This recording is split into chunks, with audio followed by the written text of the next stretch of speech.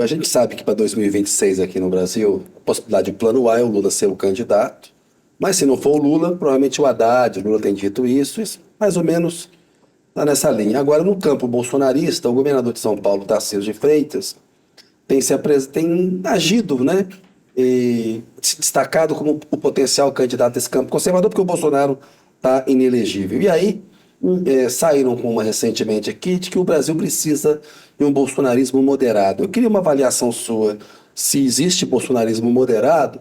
O que você pensa do governador Tarcísio de Freitas? Acabou de privatizar a Sabesp agora num processo bastante humoroso, sem competição, com a ação vendida abaixo do preço de mercado. Eu vi um pouco esse debate sobre bolsonarismo moderado. Eu acho que isso não faz sentido, né? É um oxímoro, né? Achar que... porque o bolsonarismo ele é fundado em posições que são radicais e na rejeição, né, de perspectivas contrárias. Então você tem... Bolsonarismo é, na verdade, um grande guarda-chuva dentro do qual cabem aí algumas coisas. Uma delas, certamente, é, por exemplo, o papel dos militares na política, né?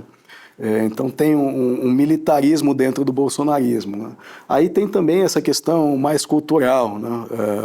Uma rejeição a demandas por inclusão de grupos minoritários e também ligadas aí a questões morais em relação a mulheres e LGBT, né? E aí, assim, eu vejo que quando você vai dialogar com esses públicos, né, há muito pouca abertura para você quer ouvir uma perspectiva contrária. São posições autoritárias para totalitárias, muitas vezes, né? A ideia das guerras culturais, por exemplo, quer dizer, guerra cultural tem que ter um vencedor, né? Se é uma guerra. Não há uma perspectiva de pluralismo e de possibilidade de aprendizado com outras formas de compreender o mundo e outro tipo de identidade, né?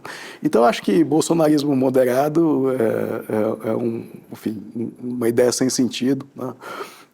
E que pode servir, porém, para fazer algo que você criticou muito na sua cobertura das eleições de 2018 no Brasil, que é a naturalização de extremistas, né?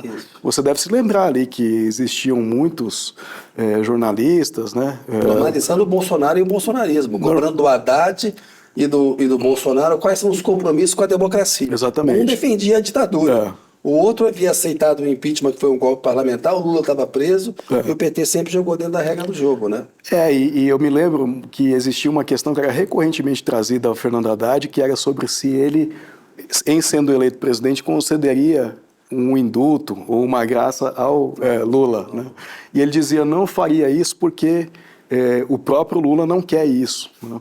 No entanto, hoje a gente tem um debate que é absolutamente normalizado sobre o Congresso conceder anistia para o Bolsonaro e para todo mundo que estiver envolvido nesses crimes que a Polícia Federal está apurando, né?